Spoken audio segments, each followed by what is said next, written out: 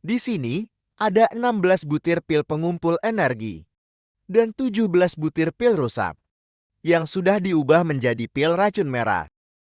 Sebutir pil racun merah, jika dicairkan dengan baik, maka bisa meracuni 1.000 orang dewasa. Ucap Yun Qingyan. Yun Qingyan menyimpan pil racun merahnya. Sedangkan 16 butir pil pengumpul energi. Yun Qingyan berpikir sejenak. Kemudian, dia menelan 16 butir pil energi tersebut. Jika Xinjing level 3 yang biasa, sekaligus memakan begitu banyak pil pengumpul energi, mungkin tubuhnya sudah meledak. Tapi bagiku, 16 butir pil pengumpul energi ini tidak ada apa-apanya. Menyerap, gumamnya. Bagus, dari Xinjing level 3. Sudah naik ke level 4. Ucapnya, senang dengan hasil kenaikan levelnya. Aku dengar. Kamu membunuh Yunyu? Tanya kakak Yun Qingyan. Kakak? Kemudian, kakak Yun Qingyan berlari ke arah Yun Qingyan. Adi, kamu terlalu ceroboh. Yunyu walaupun bukan murid dari keturunan keluarga, tapi bagaimanapun juga, dia adalah keponakan dari tetua besar kita. Ucap kakaknya. Kakak, jangan khawatir. Tetua besar tidak bodoh. Masalah ini, dia hanya akan menelan dan menerimanya. Ucap Yun Qingyan percaya diri. Kediaman tetua besar. Terdengar suara orang menangis. Perempuan yang sedang menangis ini adalah Chen Li. Yun Qingyan. Dasar brengsek. Berani sekali membunuh keponakanku. Tuan, kamu harus membalaskan dendam untuk keponakan kita. Ucap Chen Li. Memohon kepada tetua besar. Wanita bodoh. Ucap tetua besar. Dan menampar Chen Li. Yun Qingyan sebentar lagi akan bertarung dengan anak kita, Yun Yangqing. Aku menyuruh Yunyu untuk mencoba pelatihannya. Memangnya ada salam? Ucap Chen Li. Kamu, ucap tetua besar, marah besar dan menunjukkan Chen Li. Pelayan, cepat kunci wanita bodoh ini sebelum Yangqing pulang. Siapapun tidak boleh membiarkan dia keluar. Ucap tetua besar kepada para pengawal. Tua, apa keluarga kita sendiri dibunuh? Kita harus diam saja. Ucap Chen Li dengan bersedih dan ditarik oleh para pengawal. Chen Li ditarik oleh beberapa pengawal atas perintah tetua besar karena menyuruh Yun Yu melawan Yun Qingyan. Dan akhirnya Yun Yue pun tewas. Tetua besar menutup matanya dan menghalai nafas. Yun Yu, nama aslinya adalah Chen Yu. Bukan orang asli dari suku kita. Hanya karena menginginkan nama besar keluarga Yun kita. Jadi mengubah marganya menjadi Yun. Gumam tetua besar. Pertarungan keluarga kita tidak akan membiarkan ikut campur orang luar. Ini adalah aturan yang sudah ditentukan oleh para nenek moyang keluarga Yun sejak dulu. Jika ada yang membantah, akan dibunuh.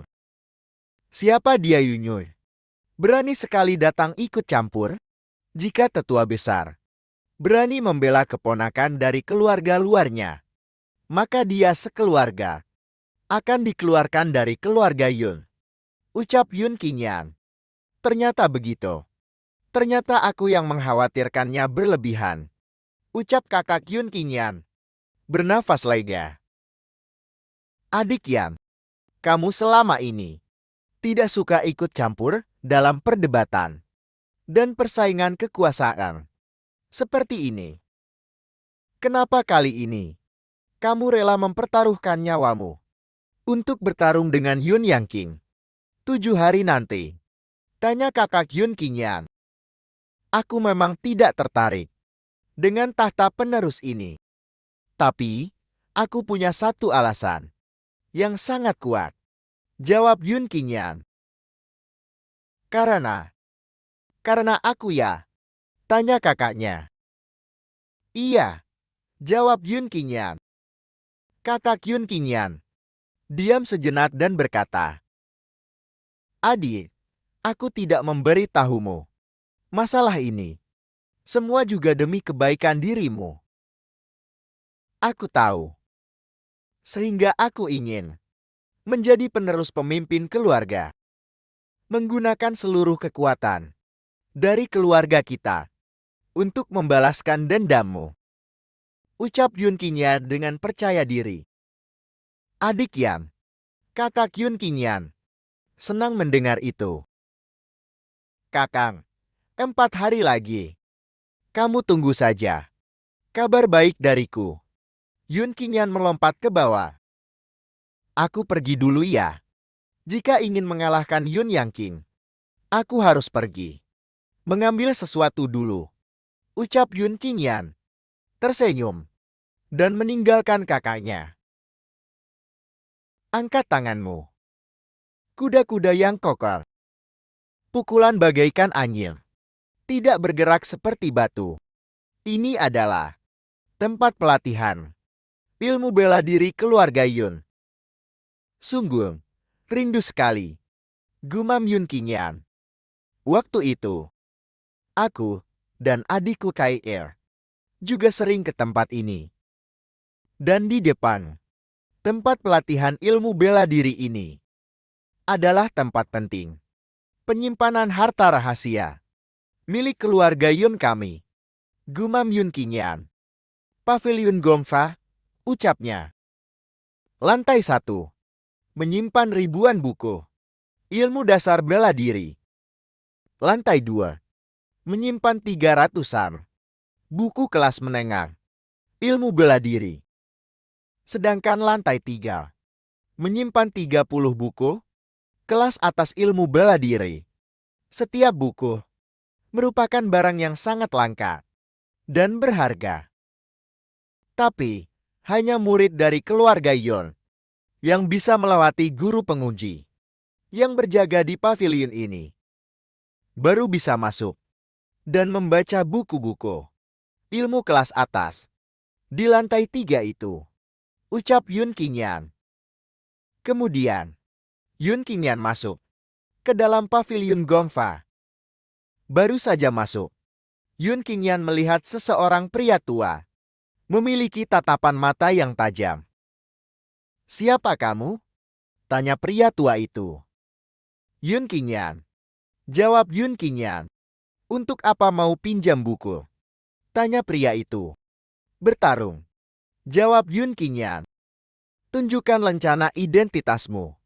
Ucap pria itu. Yun Qingyan terdiam sejenak. Kemudian, dia menjawab, hilang. Berpindah dimensi. Antara dunia manusia dan dunia dewa.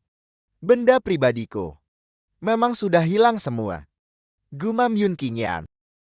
Pria tua itu menatap Yun Qingyan dan berkata, lencana identitas adalah benda paling penting bagi keluarga Yon. Kamu bahkan tidak bisa menyimpan benda seperti ini dengan benar. Bagaimana bisa menjamin dapat mengembalikan buku ilmu bela diri dengan sempurna? Ucap pria itu. Pergi sana. Ucap pria itu. Kemudian, pria tua itu mengangkat tangannya dan mengeluarkan kekuatannya, mengarahkannya kepada Yun Qingyan. Pria tua itu terkejut dan berkata, kekuatanku setara dengan ksatria Yue Jin. Bisa-bisanya tidak mempan terhadap anak muda yang hanya mencapai Xingjing level 4 ini. Gumam pria tua itu. Kemudian, pria tua itu menghentikan serangannya. Sudahlah, kamu masuk saja. Ucap pria tua itu. Terima kasih tetua Taishan. Ucap Yun Qingyan tersenyum. Kamu adalah murid dengan darah penerus langsung dari keluarga Yon. bisa langsung ke lantai 3 untuk memilih buku ilmu bela diri. Tapi, ada 2 aturan yang harus kamu turuti. Pertama, hanya boleh mengambil 1 buku saja. Kedua, waktumu di dalam ini tidak lebih dari setengah jam. Ucap pria itu, bernama Teto Taishan. Aku mengerti, jawab Yun Qingyan. Yun Qingyan melewati Teto Taishan dengan tersenyum. Kemudian, Teto Taishan bergumam, kamu mungkin bisa memahami buku ilmu bela diri yang itu. Yun Qingyan sudah masuk ke dalam pavilion. Dia melihat sangat banyak sekali buku di dalamnya. Ini adalah buku-buku ilmu bela diri kelas atas, yang paling disayangi oleh keluarga Yun kami. Semua buku ilmu bela diri di sini sudah cukup untuk seorang ksatria mempelajarinya bertahun-tahun. Tapi, dengan kemampuanku yang sudah pernah berlatih di dunia dewa, mempelajari semua ilmu bela diri di sini hanya cukup dengan 3 menit saja. Ucap Yun Qingyan, menerbangkan buku-buku yang dipilihnya ke udara. Kemudian Yun Qingyan melompat masuk ke dalam kumpulan buku itu. Di dalam lingkai, Yun Qingyan mempelajari semua buku-buku itu. Jari 7 bintang, jurus pedang meteor, telapak 9 kali lipat, pukulan menghancurkan gunung. Setelah mempelajarinya, buku-buku tersebut berjatuhan. Sudah bisa semua, ucap Yun Qingyan tersenyum. Yun Yang 3 hari kemudian, kamu pasti akan kalah dariku, ucapnya dengan percaya diri. Tiba-tiba, muncul sebuah buku bercahaya ungu di rak buku. Aneh, kenapa tadi belum mempelajari buku yang ini? Ucap Yun Qingyan. Yun Qingyan mencoba mengambil buku itu.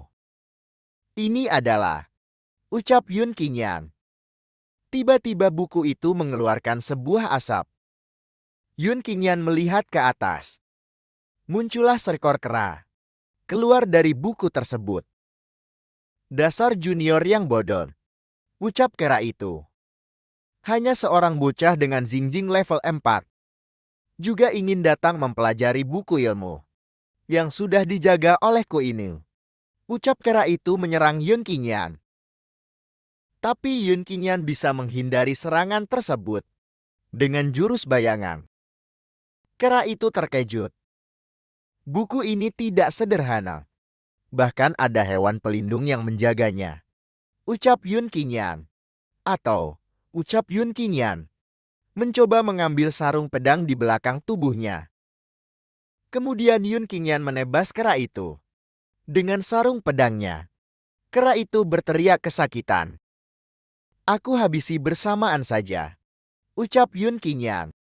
Kemudian Yun Qingyan melihat ke belakang. Dari asap berwarna ungu berwajah kera, muncullah seekor kera kecil yang imut. Tuan, aku yang tidak tahu diri. Terimalah buku pelatihan tingkat surga ini. Monyet itu menyerahkan sebuah buku dengan judul 100 ilmu merubah wujud menjadi monyet. Pelatihan tingkat surga, ucap Yun Qingyan. Matanya bersinar senang. Aku berada di dalam buku itu. Jika Tuan mengeluarkan perintah memanggilku, maka aku akan langsung muncul di hadapan Tuan, ucap monyet kecil itu. Kemudian, monyet itu terhisap masuk ke dalam buku. Pelatihan tingkat surga ini 100 kali lebih terhormat dari pelatihan tingkat manusia. Tidak kusangka benda berharga seperti ini masih tersembunyi di dalam pavilion Gongfa. Meskipun aku sudah berlatih ratusan pelatihan tingkat surga di dunia dewa, sangat disayangkan pelatihanku masih belum mencukupi dan tidak dapat digunakan sepenuhnya. Kebetulan ada pelatihan tingkat surga ini, jadi bisa melakukan transisi. Ucap Yun Qingyan mengambil buku itu. Tetua Taishan, aku ingin meminjam buku ini. Ucap Yun Qingyan kepada Tetua Taishan. Benar-benar itu, gumam Tetua Taishan. Ini adalah pertama kalinya dalam 300 tahun. Seseorang dapat mengalahkannya dari paviliun Gongfa. Gumam Tetua Taishan. Buku ini ditakdirkan untukmu. Ambillah. Ucap Tetua Taishan. Terima kasih Tetua Taishan. Ucap Yun Qingyan. Bagus sekali. Keluarga Yun kami sudah memiliki penerus. Gumam Tetua Taishan. Keluarga Yom dan Zuan Er mendapatkan banyak penghinaan saat itu. Dengan begini aku pasti bisa membebaskan mereka semua. Gumam Yun Qingyan. Setelah bertarung dengan Tetua Taishan dan monyet roh tadi, pakaianku jadi rusak hingga jadi seperti ini. Masih ada 3 hari tersisa, hingga ke hari penentuan itu. Belum terlambat kembali ke rumah untuk berganti pakaian dan melanjutkan pelatihan. Ucap Yun Qingyan. Malam hari kemudian. Adik Yan, gawat. Ucap seseorang memanggil Yun Qingyan. Kakang, apa yang terjadi? Jawab Yun Qingyan berjalan ke arah kakaknya. Wow, tuan muda dengan pakaian baru ini terlihat begitu tampan. Setelan warna merah lebih cocok dengan tuan muda. Ucap beberapa pembantu keluarga Yun. Adik Yan, cepat ikut pergi bersama Paman Meng. Fei Fei sedang dibuli oleh orang di restoran Dongshan. Ucap kakaknya terburu-buru menarik Yun Qingyan. Apa? Jawab Yun Qingyan. Di suatu tempat pada malam hari, ada seorang gadis yang berteriak di pinggir jalan karena dilecehkan oleh seorang pria. Nyalinya besar sekali. Berani-beraninya mempermalukan nona ketiga, keluarga Yun di depan umum. Sejak kejadian itu, keluarga Yun tidak pernah berani lagi pada siapapun yang menginjak harga diri mereka. Ucap beberapa orang yang hanya melihat dan tidak mau menolong gadis tersebut. Ternyata keluarga Yun semuanya adalah sampah. Tapi gadis dari keluarga Yun juga tidak buruk. Ucap pria itu. Pria itu mencium leher gadis itu dan berkata, "Mari kita bersenang-senang. Jangan-jangan nanti justru kamu yang akan menangis dan memohon padaku." Pria itu mencoba mencium gadis tersebut, tapi yang diciumnya adalah sepatu Yun Qingyan. Siapa itu? Ucap pria itu marah sambil meludah karena mencium sepatu Yun Qingyan. Yun Qingyan. Ucap pria itu terkejut. Hai anjing penjilat. Ucap Yun Qingyan menyapa pria itu. Sudah lama tidak bertemu. Ucap Yun Qingyan menendang kemaluan pria itu. Telur pria itu nampaknya pecah. Yun Qingyan, kamu sadis sekali. Ucap pria itu kesakitan. Iya kau? Aku bisa lebih sadis dari yang kamu bayangkan. Ucap Yun Qingyan bersemangat. Kemudian Yun Qingyan mengarahkan tangannya ke perut pria itu. Tangan Yun Qingyan terhenti di depan perut pria itu. Kemudian menghisap lingai pria itu. Tentu saja. Akan kubuat cacat seumur hidup. Ucap Yun Qingyan menghancurkan lingai pria itu. Pria itu berteriak kesakitan. Lingai adalah satu-satunya bagian terpenting dalam tubuh yang digunakan untuk mencerna kekuatan dalam dari seorang pelatih. Yun Qingyan menghapus lingai dari putra guru bela diri, keluarga yang satu-satunya. Tidak hanya menghancurkan semua hasil pelatihannya selama ini, bahkan kelak tidak bisa melakukan pelatihan apapun lagi. Dia adalah satu-satunya pewaris tempat bela diri. Ini jauh lebih kejam daripada membunuhnya secara langsung. Ucap beberapa orang di sekitar mereka. Yun Qingyan, kamu menindas tuan muda terlalu berlebihan. Ucap pengawal pria itu marah. Ayo, balas dendam untuk tuan muda. Ucap 3 orang pengawal yang mencoba menyerang Yun Qingyan. Tuan, serahkan saja padaku. Ucap seseorang di belakang Yun Qingyan. Manusia-manusia ini tidak pantas mengotori tanganmu. Ucap Yun Meng menghajar beberapa pengawal itu. Ketiga pengawal itu pun kalah melawan Yunen. Bagus-bagus. 3 tahun tidak bertemu, kemampuan Paman Meng semakin hebat. Ucap Yun Qingyan memuji Yun Meng. Tuan, selanjutnya mau kuapakan lagi dia? Tanya Yun Meng. Dia ya? Ucap Yun Qingyan melihat pria itu. Ikat dia dan suruh tempat bela diri Shang itu menembus 100.000 perang sebelum fajar menjelang. Jika tidak memberikan uangnya, mereka yang menindas orangku, bunuh mereka semua tanpa ampun. Ucap Yun Qingyan dengan aura membunuh, menginjak kepala pria itu. Bukankah Yun Qingyan hanya berlatih sampai Xingjing level 3? Kenapa kekuatannya bisa begitu hebat? Apakah dia Raja Agung yang baru terlahir? Setelah 3 tahun, mendapatkan perlakuan yang memalukan, keluarga Yun akhirnya bangkit kembali. Belum tentu. Dengar-dengar keluarga Li juga sudah membuat beberapa persiapan. Ucap beberapa orang di sekitar. Yun Qingyan mengulurkan tangannya kepada gadis yang dilecehkan tadi. Fei Fei, semua baik-baik saja. Ayo kita pulang. Ucap Yun Qingyan. Gadis yang bernama Fei Fei itu terkagum kepada Yun Qingyan. Bain, ucapnya di pelukan Yun Qingyan dengan senang. Pagi hari. Tuan muda, ini adalah bahan obat yang Tuan minta aku belikan. Dengan uang tebusan 100.000 perak itu. Ucap Yun Meng. Ya, terima kasih. Sudah merepotkan Paman Meng. Ucap Yun Qingyan tersenyum melihat bahan obat tersebut. Paman Meng, Paman boleh keluar dulu. Aku ingin berlatih sesuatu yang penting. Tolong tetaplah berjaga di luar ruangan ini.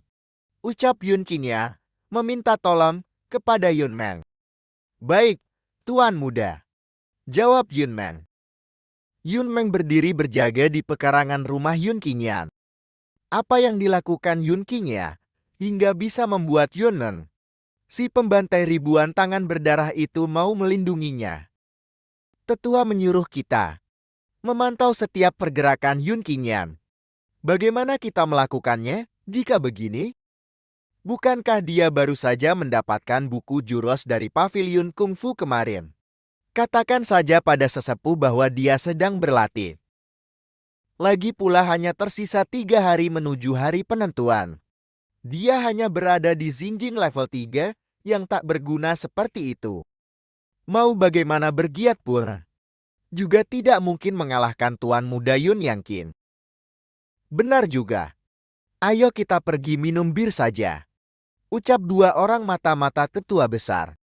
Kemudian, mereka berdua meninggalkan tempat itu.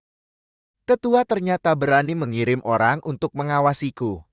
Gumam Yun Qingyan menggunakan kekuatannya. Setelah mendapatkan posisi pewaris pemimpin di keluarga.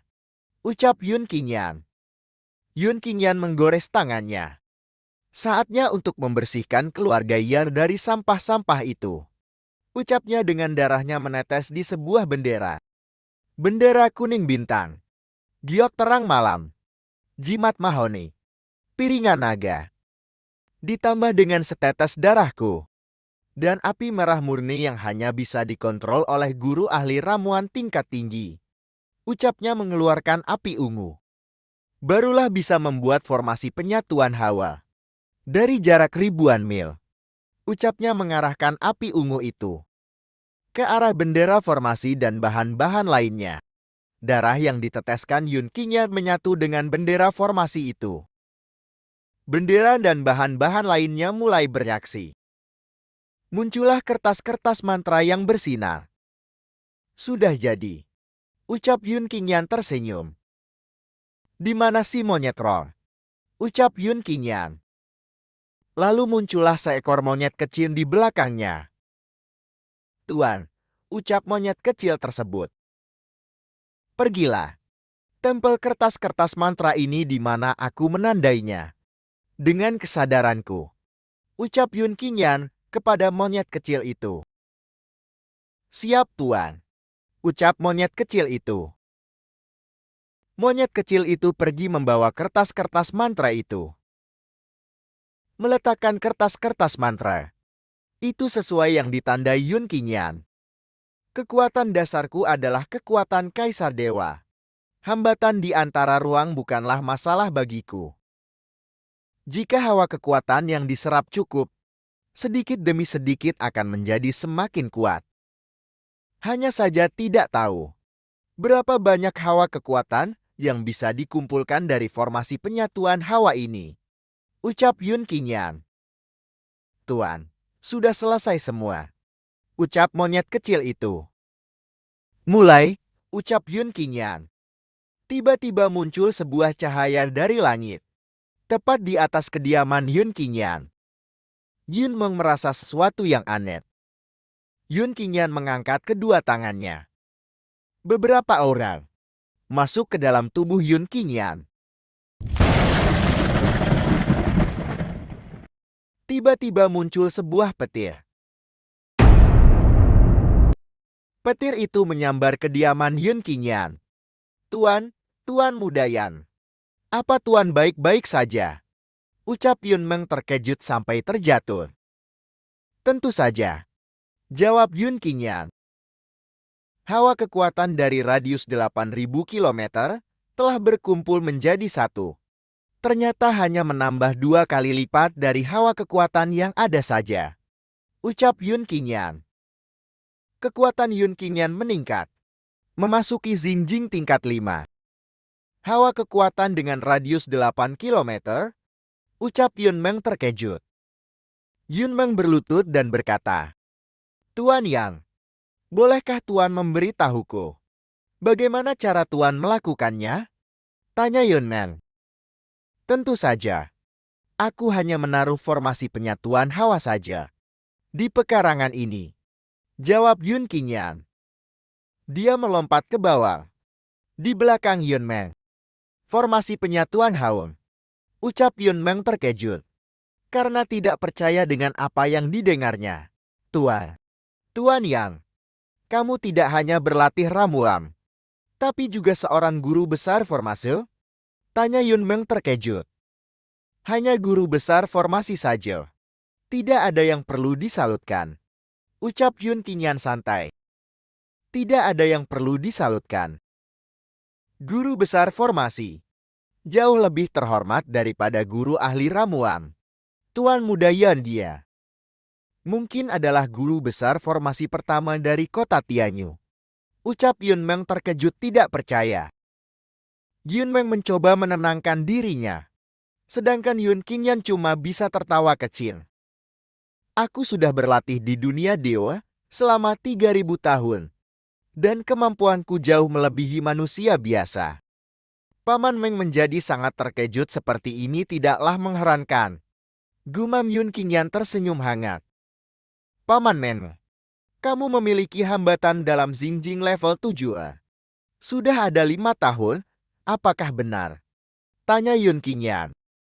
Tuan Yang, kamu bahkan bisa mengetahuinya? Tanya balik Yun Meng. Ya, jawab Yun Qingyan menganggukkan kepalanya. Yun Qingyan melihat dengan seksama. Terlihat dengan sangat jelas. Gumam Yun Qingyan melihat di belakang Yun Meng. Ada beberapa sosok roh jahat. Hambatan adalah bersinggungan pada jalan iblis. Merupakan penghalang terbesar bagi pelatih biasa. Gumam Yun Qingyan.